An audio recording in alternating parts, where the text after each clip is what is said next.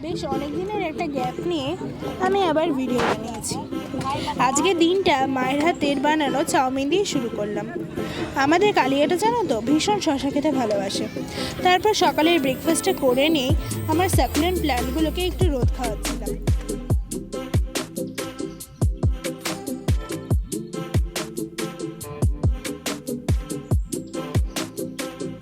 দেখো তো আজকে কত ফুল ফুটেছে, এগুলো কিন্তু সব আমার গাছের ফুল।